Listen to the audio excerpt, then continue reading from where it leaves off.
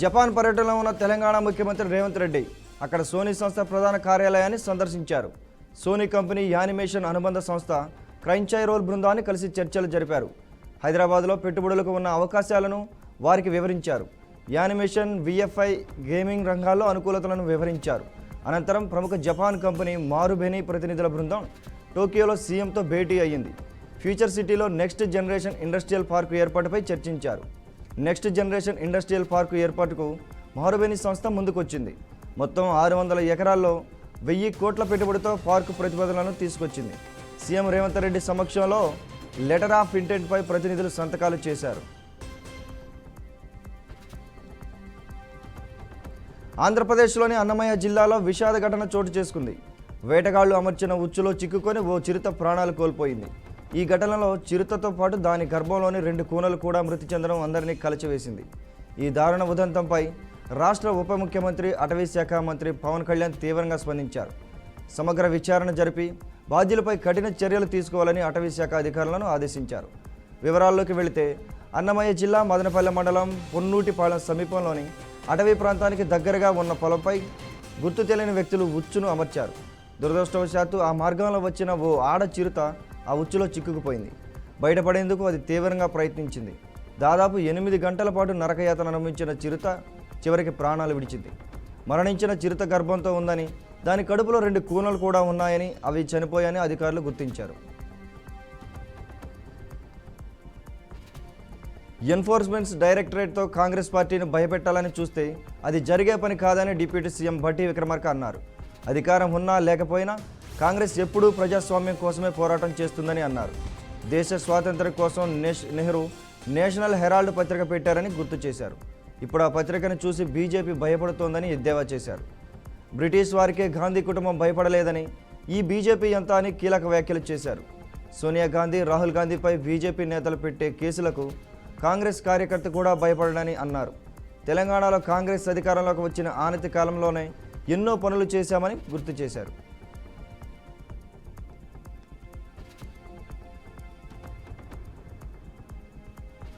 TTD గోశాలల్లో మూగ జీవాల మృతిపై రాజకీయ రగడ జరిగింది. వైసీపీ కూటమి నేతల మాటల తూటాలు పేలుతున్నాయి. గోశాలలో ఘోరాలు జరుగుతున్నాయంటూ కీలక ఆరోపణలు చేసిన మాజీ చైర్మన్ భూమన కరుణాకర్ రెడ్డికి టీటీడీ నేతలు సవాల్ విసిరారు. టీడీపీ నేతల సవాల్ స్వీకరించిన భూమన వైసీపీ శ్రేణులతో కలిసి గోశాలకు బయలుదేరారు. దీంతో పోలీసులు ఆయనను అడ్డుకొని అందరూ వెళ్లడానికి పర్మిషన్ లేదన్నారు. కేవలం భూమన మాత్రమే వెళ్లాడటంతో వివాదం నెలకొంది. భూమన వెంట ఉన్న ఎంపీ గురుమూర్తి, మాజీ మంత్రులు రోడ్డుపై బైఠాయించారు. ఏపీలో మెగా డిఎస్సి అభ్యర్థులకు రాష్ట్ర ప్రభుత్వం గుడ్ న్యూస్ తెలిపింది. అభ్యర్థుల వయో పరిమితిని పెంచుతూ కీలక నిర్ణయం తీసుకుంది. 42 ఏళ్ల నుంచి 44 ఏళ్లకు పెంచుతూ ఉత్తర్వులు జారీ చేసింది. అయితే వయో పరిమితి పెంపు ఈ మెగా డిఎస్సికి మాత్రమే వర్తిస్తుందని ప్రభుత్వం ఉత్తర్వులో పేర్కొంది. కటాఫ్ తేదీని 2024 జూలై 1గా నిర్ణయిస్తూ ఆదేశాలు జారీ చేసింది.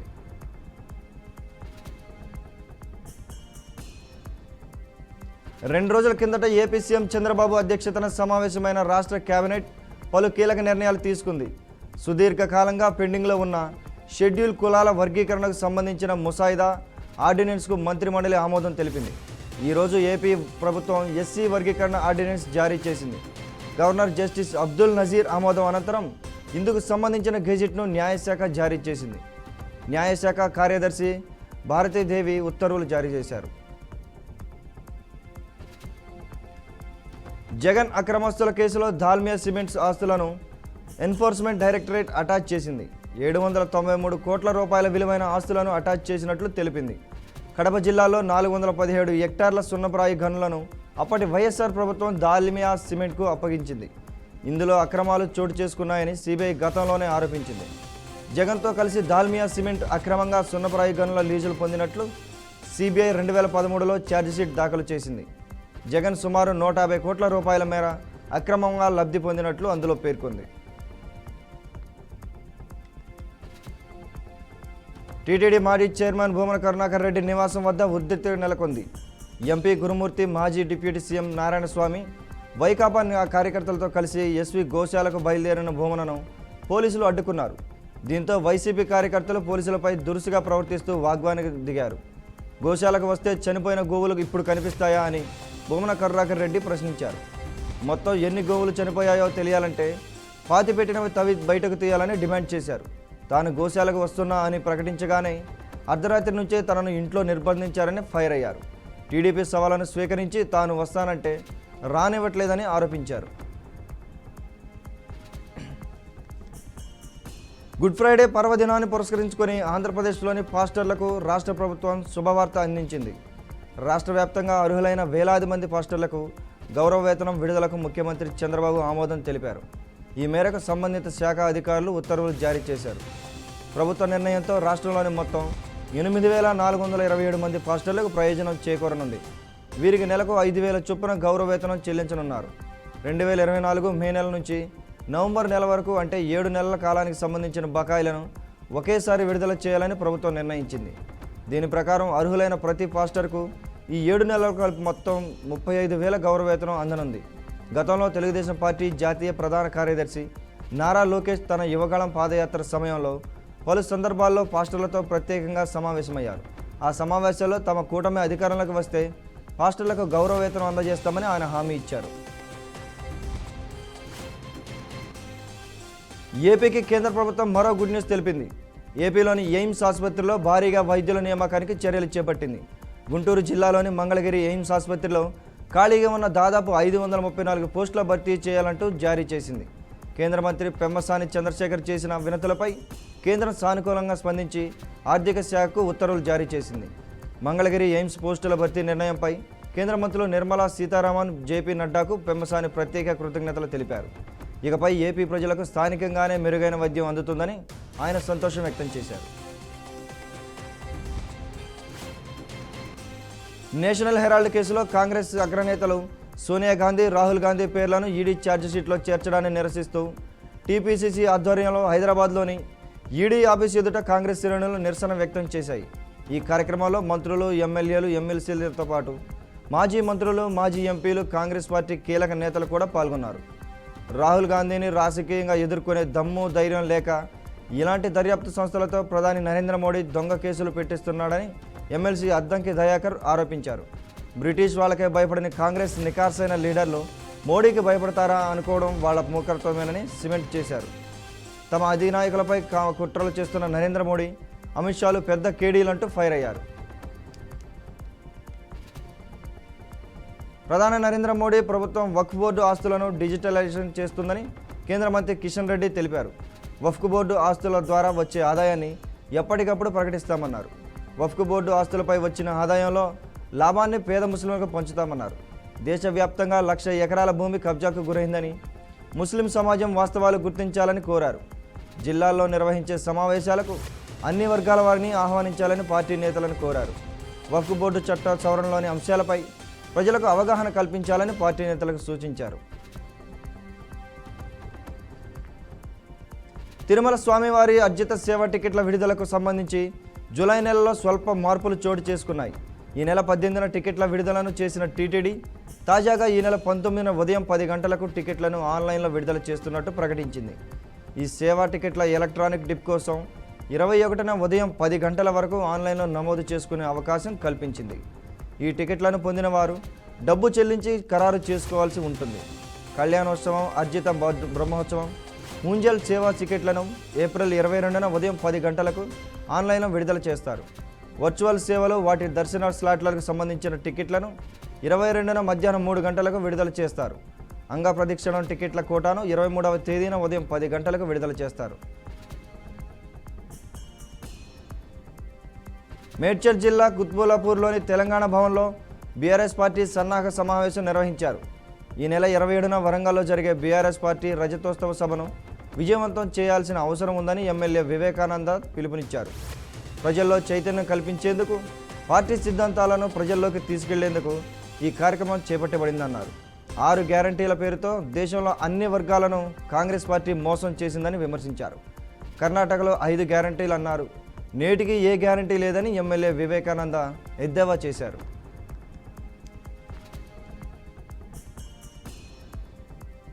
నిర్మల్ జిల్లా కేంద్రంలో రాష్ట్ర ఫుడ్ సేఫ్టీ టాస్క్ ఫోర్స్ బృందం ఆకస్మిక సోదాలు నిర్వహించారు. పట్టణంలోని Mayuri hotel, Bandhan sweet shop, Dattatreya నగర్లోని డ్రై ఫ్రూట్ హౌస్లో తనిఖీలు చేశారు. వంటగది, రిఫ్రిజిరేటర్లు పూర్తిగా అపరిశుభ్రంగా ఉండడంతో యాజమాన్యాలపై అధికారులు ఆగ్రహం వ్యక్తం చేశారు. ఈ తనిఖీల్లో కుళ్ళిన మాంసం, ప్రమాదకరమైన రంగులను కలిపిన చికెన్, కాలం చెల్లిన సాస్, లేబుల్ డిఫెన్స్ కలిగిన పన్నీర్ను గుర్తించామన్నారు. అనుమానిత ఆహార పదార్థాల శాంపిల్స్ను పరీక్ష నిమిత్తం హైదరాబాద్లోని ల్యాబ్కు పంపించామని తెలిపారు. ప్రజల ప్రాణాలకు నష్టం కలిగించే ఆహార పదార్థాలను విక్రయించవద్దని, అలా చేస్తే కఠిన చర్యలు ఉంటాయని హెచ్చరించారు. లావాదేవీలు జరిగినప్పుడు మనీ లాండరింగ్ ఎలా జరుగుతుందని, ఆ రోజు నుంచే మోడీ సర్కార్ కక్ష సాధింపులు పాల్పడుతుందని, న్యాయ పోరాటం చేయడమే మన ముందున్న లక్ష్యమని ఏఐసీసీ తెలంగాణ రాష్ట్ర ఇన్ఛార్జ్ మీనాక్షి నటరాజన్ అన్నారు. నేషనల్ హెరాల్డ్ కేసులో ఏఐసీసీ అగ్రనేతలు రాహుల్ గాంధీ, సోనియా గాంధీ పేర్లను ఈడీ ఛార్జిషీట్లో చేర్చడం పట్ల నిరసన వ్యక్తం చేస్తూ టీపీసీసీ ఆధ్వర్యంలో హైదరాబాద్ ఈడీ ఆఫీసు ఎదుట కాంగ్రెస్ నేతలు ధర్నాకు దిగారు. మీనాక్షి నటరాజన్ మాట్లాడుతూ బీజేపీ ప్రభుత్వపై తీవ్ర విమర్శలు చేశారు.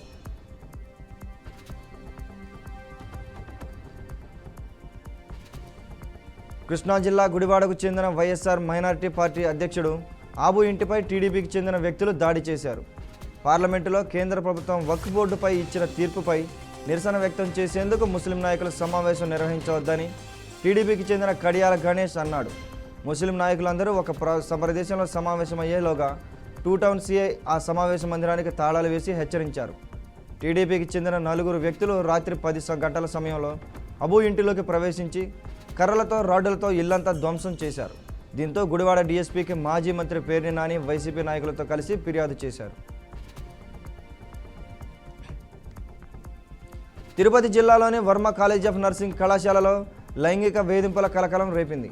గత అర్ధరాత్రి నర్సింగ్ కాలేజ్ అధినేత వర్మ ఓ విద్యార్థినిపై అసభ్యంగా ప్రవర్తించాడని అలిపిరి పోలీసులకు ఫిర్యాదు చేసింది. విద్యార్థి ఫిర్యాదు మేరకు కాలేజీ అధినేతను వర్మను పోలీసులు అదుపులోకి తీసుకున్నారు. లైంగిక వేధింపులకు పాల్పడ్డ వర్మను కఠినంగా శిక్షించాలంటూ పోలీస్ స్టేషన్ వద్ద ఏఎస్ఎస్ఎఫ్ విద్యార్థి సంఘం ఆందోళన చేపట్టారు.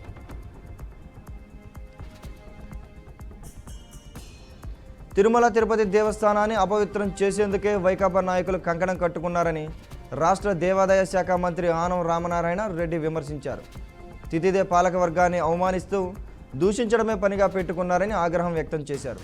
తిరుమలకు వచ్చే భక్తులకు మెరుగైన సేవలు అందించేందుకు సలహాలు, సూచనలు ఇవ్వడం మానేసి బురద జల్లుతున్నారని ధ్వజమెత్తారు. ప్రేమ అనే ముసుగులో యువత బలైపోతున్నారని, ఆవేశంలో చేసిన తప్పులకు జైలు పాలవుతున్నారని ఏపీ హోంమంత్రి అనిత అన్నారు. విశాఖలో మహిళా రక్షణకు కలిసి కట్టుగా అనే కార్యక్రమాన్ని ప్రారంభించిన అనంతరం ఆమె మాట్లాడారు. పోక్సో కేసులో 20% మంది నిందితులు 20 ఏళ్ల లోపు వాళ్లే ఉంటున్నారన్నారు. 18 ఏళ్ల లోపు వాళ్ళు 60% మంది ఉంటున్నారని చెప్పారు. అన్ని విద్యాలయాల్లో పోక్సో చట్టంపై అవగాహన కార్యక్రమాలు నిర్వహిస్తున్నట్టు తెలిపారు. స్వీయ క్రమశిక్షణ ఒక సబ్జెక్టుగా పాఠాల్లో చేర్చుదామని మంత్రి వివరించారు. రాష్ట్రంలో అన్ని ప్రాంతాల్లో మహిళా రక్షణకు కలిసికట్టుగా అనే కార్యక్రమాన్ని నిర్వహిస్తాం. 100 సంవత్సరాల జీవితం కోసం యువత ఆలోచన చేయాలి. స్వీయ నియంత్రణ అందరూ అలవాటు చేసుకోవాలి. మన కోసం నిరంతరం కష్టపడుతున్న తల్లిదండ్రుల కోసం ఒక్క క్షణం ఆలోచించాలని తెలిపారు. శ్రీ సత్యసాయి జిల్లాలో ఎంపీడీఓ కార్యాలయం ఎదుట సిపిఐ ఆధ్వర్యంలో ఉపాధి కూలీ ఆందోళన చేపట్టారు. ఉపాధి కూలీలకు పెండింగ్లో ఉన్న బిల్లులను మంజూరు చేయాలని డిమాండ్ చేశారు. పనిచేసే చోట నీడ, నీరు, వసతి కల్పించాలని కోరారు. ఉపాధి పనులు 150 రోజులు కల్పించాలని చెప్తుంటే కనీసం చేసిన పనులకు బిల్లులు రాక కూలీలు ఇబ్బంది పడుతున్నారని డివిజన్ కార్యదర్శి ఆంజనేయులు తెలిపారు. ప్రభుత్వం స్పందించకపోతే కలెక్టరేట్ ముందు పెద్ద ఎత్తున ఆందోళన చేపడతామని హెచ్చరించారు. వేములవాడలో పర్యటించిన దేవాదాయ శాఖ సెక్రటరీ శైలజా రామయ్య ఆలయ అర్చకులు పూర్ణకుంభంతో స్వాగతం పలికారు.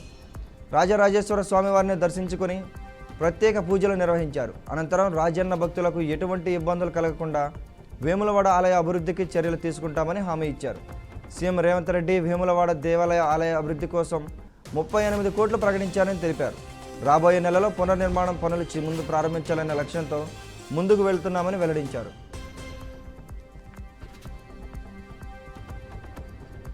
ఏపీలో కూటమి ప్రభుత్వంపై వైసీపీ నాయకురాలు మాజీ మంత్రి రోజా మరోసారి విమర్శలు గుప్పించారు. తిరుపతిలో భూమన కరుణాకర్ రెడ్డి నిరసన కార్యక్రమంలో ఆమె మాట్లాడారు. టీటీడీ ఎస్వి గోశాల వ్యవహారంపై టీడీపీ నేతల సవాల్కి టీటీడీ మాజీ చైర్మన్ భూమన కరుణాకర్ రెడ్డి సిద్ధమయ్యారని తెలిపారు. గోశాల వద్దకు ఆయనను అనుమతించే ధైర్యం టీడీపీకి ఉందా అని ఆమె ప్రశ్నించారు. సవాల్ చేసిన వాళ్లే అడ్డుకోవడం ఎంతవరకు కరెక్ట్ అని మాజీ మంత్రి రోజా మండిపడ్డారు. టీటీడీ ప్రతిష్ట రోజు రోజుకు దెబ్బతింటుందని ఆమె ఆగ్రహం వ్యక్తం చేశారు. డిప్యూటీ సీఎం పవన్ కళ్యాణ్ను మరోసారి సనాతన ధర్మం ఇదేనా అంటూ నిలదీశారు. ఈ క్రమంలో టీటీడీ ఎస్వీ గోశాలలో ఆవుల మృతిపై కమిటీ వేయాలని ఆమె డిమాండ్ చేశారు. ఛత్తీస్గఢ్లోని బీజాపూర్లో 22 మంది మావోయిస్టులను భద్రతా బలగాలు అరెస్టు చేశాయి. జిల్లాలోని 3 ప్రాంతాల నుంచి మావోయిస్టులను అదుపులోకి తీసుకున్నట్టు పోలీసులు వెల్లడించారు.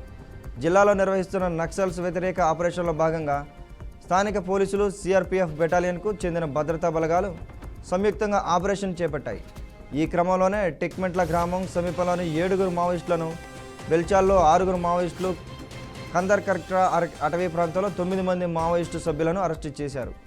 మావోయిస్టుల వద్ద నుంచి టిఫిన్ బాంబులు, కార్డెక్స్ ఫైర్, డిటోనేటర్లు, విద్యుత్ వైర్లు, బ్యాటరీలు, ఇతర పేలుడు పదార్థాలను స్వాధీనం చేసుకున్నట్లు పోలీసులు తెలిపారు. తీవ్ర వివాదాస్పదంగా మారి పార్లమెంట్లో ఆమోదం పొందిన వక్ఫ్ చట్టంపై సుప్రీంకోర్టులో విచారణ జరిగింది. జస్టిస్ సంజీవ్ ఖన్నా నేతృత్వంలో సుప్రీంకోర్టు ధర్మాసనం విచారణ చేపట్టింది. వక్ఫ్ బిల్లుకు వ్యతిరేకంగా సుప్రీంలో 73 పిటిషన్లు దాఖలయ్యాయి. దీంతో ఈ కేసులో కౌంటర్ దాఖలు చేయాలని కేంద్రానికి సుప్రీంకోర్టు నోటీసులు జారీ చేసింది. అయితే కేంద్రం వివరణ ఇచ్చేందుకు వారం రోజులు గడువు కోరింది. వారం రోజుల్లో ఎలాంటి మార్పులు జరగవని సోలిసిటర్ జనరల్ పేర్కొన్నారు. వక్ఫ్ ఆస్తుల్లో ఎలాంటి మార్పులు చేయొద్దని సుప్రీం కోరారు. అయితే వక్ఫ్ బోర్డులో కొత్త నియామకాలు చేపట్టొద్దని సుప్రీంకోర్టు ప్రభుత్వానికి సూచించింది. వక్ఫ్ చట్టంపై యథాతథ స్థితి కొనసాగించాలన్న సుప్రీం ఈ చట్టంపై స్టే కో విధించింది. ఏపీ రాజధాని అమరావతి నిర్మాణాల పునఃప్రారంభోత్సవానికి ప్రధాని నరేంద్ర మోడీ షెడ్యూల్ ఖరారైంది. మే 2న సాయంత్రం 4 గంటలకు రాజధాని పనులను ఆయన ప్రారంభించనున్నారు. ఈ కార్యక్రమం కోసం రాష్ట్ర ప్రభుత్వం సచివాలయం వెనుక బహిరంగ సభను వేదిక ఎంపిక చేసింది. అక్కడి నుంచే పలు పునఃప్రారంభోత్సవాన్ని కార్యక్రమాన్ని నిర్వహించనున్నారు. ఉమ్మడి గుంటూరు, కృష్ణా, ప్రకాశం, పశ్చిమ గోదావరి జిల్లాల నుంచి ప్రజలు హాజరయ్యేలా కార్యాచరణ రూపొందించారు. ప్రధాని పర్యటన ఏర్పాట్ల కోసం మంత్రుల కమిటీ కూడా ప్రభుత్వం నియమించింది. భద్రతా ఏర్పాట్లను ఎస్పీజీ బృందం ప్రకటిస్తోంది. దేశవ్యాప్తంగా జేఈఈ విద్యార్థులు అయోమయానికి గురవుతున్నారు. గురువారం సాయంత్రం జేఈఈ మెయిన్స్ ఫైనల్ కీని విడుదల చేసిన ఎన్డీఏ కొద్దిసేపటికే దానిని వెబ్సైట్ నుంచి తొలగించింది. దీంతో ఫలితాల కోసం ఎదురుచూస్తున్న విద్యార్థులు, వారి తల్లిదండ్రులు తీవ్ర ఆందోళనకు గురవుతున్నారు. అదేవిధంగా జేఈఈ ఫలితాలు కూడా నేడు ప్రకటిస్తున్నట్టు సమాచారం ఇచ్చిన ఎన్డీఏ ఇంతవరకు ఎలాంటి అప్డేట్ ఇవ్వకపోవడంపై తీవ్ర విమర్శలు వ్యక్తమవుతున్నాయి.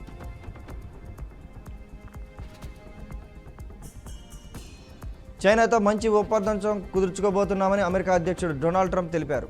వాషింగ్టన్లో గురువారం ఇటలీ ప్రధాని జార్జియా మెలోతో సమావేశం అనంతరం ఆయన మాట్లాడారు. తమతో ఎవరూ పోటీ పడలేరని, చైనాతో త్వరలోనే మంచి అగ్రిమెంట్ పొందబోతున్నామని స్పష్టం చేశారు. అమెరికాతో సమావేశానికి చైనా సిద్ధంగా ఉందన్నారు. మెక్సికో అధ్యక్షుడితో భేటీలో సానుకూల చర్చలు జరిపానని, అలాగే జపాన్ వ్యాపార ప్రతినిధులను కూడా కలిశారని గుర్తు చేశారు. చైనాతో సహా ప్రతి దేశం తమతో కలవాలని కోరుకుంటుందని తెలిపారు. చైనా చర్చలకు రావాలని ఆశిస్తున్నట్టు చెప్పారు.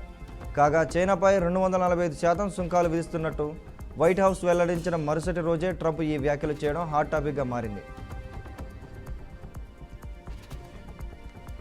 అమెరికాలో మరోసారి కాల్పుల మోత మోగింది. ఫ్లోరిడా స్టేట్ యూనివర్సిటీలో సాయుధుడు కాల్పులకు తెగబడ్డాడు. ఈ ఘటనలో పలువురు గాయపడ్డారు. పోలీసులు దుండగని అదుపులోకి తీసుకుంటున్నట్టు సమాచారం. మొత్తం 6 గాయపడ్డారని అక్కడ మీడియా వర్గాలు తెలిపాయి. వారిలో ఒకరి పరిస్థితి విషమంగా ఉన్నట్లు సమాచారం. కాల్పుల ఘటనతో పోలీసులు ఆ ప్రాంతాన్ని తమ ఆధీనంలోకి తీసుకున్నారు. సురక్షిత ప్రాంతాల్లో తలదోచుకోవాలని విద్యార్థులు, స్టాఫ్ను అలర్ట్ చేశారు. అధ్యక్షుడు ట్రంప్నకు ఈ విషయాన్ని అధికారులు చేరవేశారు. ఈ ఘటనలో యూనివర్సిటీలో జరగాల్సిన పనులు, స్పోర్ట్స్ ఈవెంట్స్ను రద్దు చేశారు. సన్ రైజర్స్ హైదరాబాద్ జట్టు పరిస్థితి మళ్లీ మొదటికి వచ్చింది. ఇవాళ ముంబై ఇండియన్స్తో జరిగిన మ్యాచ్లో సన్ రైజర్స్ ఓటమి పాలైంది. వాంకడే స్టేడియంలో ఆసక్తికరంగా జరిగిన మ్యాచ్లో ముంబై ఇండియన్స్ 4 వికెట్ల తేడాతో నెగ్గారు. ఈ మ్యాచ్లో టాస్ ఓడి మొదట బ్యాటింగ్ చేసిన సన్ రైజర్స్ నిర్ణీత 20 ఓవర్లో 5 వికెట్లను 162 పరుగులు చేశారు. అనంతరం 163 పరుగుల లక్ష్య ఛేదనలో ముంబై 18.1 ఓవర్లలో 6 వికెట్లకు 166 పరుగులు చేసి విజయభేరి మోగించింది. Ryan Rickelton 21, Rohit Sharma 26, Will Jacks 36, Suryakumar Yadav 26, Tilak Varma 21 not out. Captain Hardik Pandya 21 పరుగులు చేశారు. ఆఖరిలో ముంబై ఇండియన్స్ ఒకే ఓవర్లో 2 వికెట్లు కోల్పోయింది. అప్పటికే విజయానికి కావాల్సింది ఒక్క పరుగే. Sunrisers pacer Eshan Malinga ఆ ఓవర్లో హార్దిక్ పాండ్యా, నమన్దీప్లను అవుట్ చేశారు. అయితే ఆ తర్వాతి ఓవర్లో తిలక్ వర్మ 4 కొట్టడంతో ముంబై విజయం సాధించింది.